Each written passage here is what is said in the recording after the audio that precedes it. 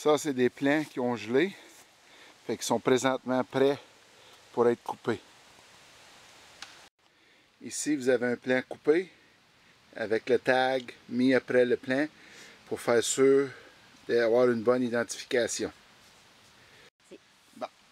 On plante la fourche, on travaille un peu, on fait tous les côtés pour bien déprendre nos tubercules.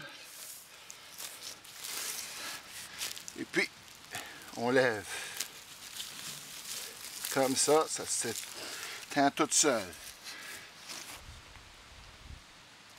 OK, un coup le plant enlevé, on l'arrose pour le laver, enlever toute la terre.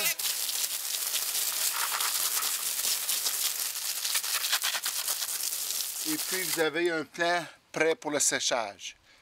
Au moins une période de 24 à 48 heures. Un tubercule qui a chassé pendant 36 heures. Pour commencer, on enlève les petits, les indésirables.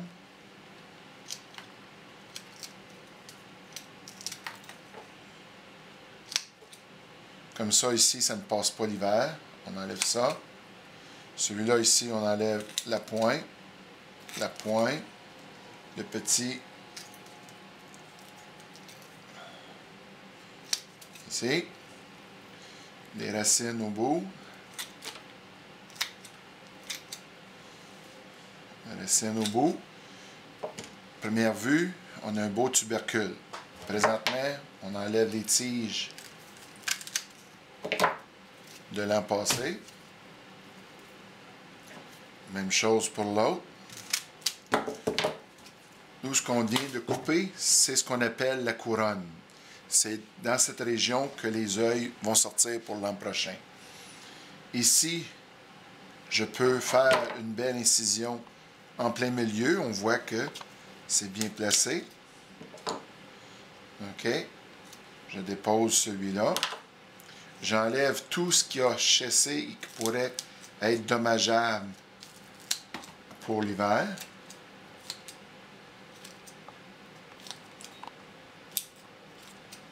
Jusqu'à ce qu'on appelle la chair fraîche. OK?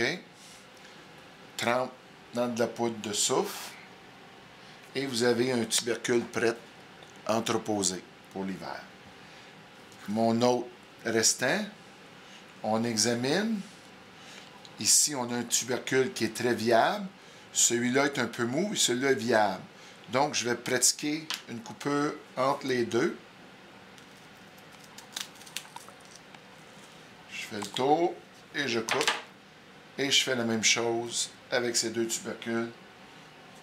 Dans la poudre de soufre, j'enlève la tige qui a séché. Un peu de soufre. Même chose pour ici. Et voilà.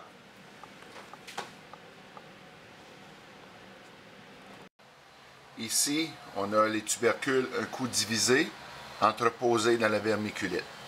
Je les dépose une à côté de l'autre et je recouvre le tout de vermiculite.